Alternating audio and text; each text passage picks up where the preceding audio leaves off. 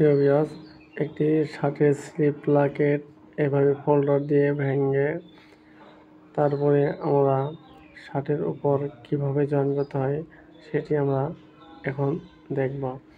তো প্রথমে আমাদেরকে স্লিপ প্লাকেট ভেঙে আনার পর এভাবে আমরা মেশিনে প্রথম জয়েন করে নেব।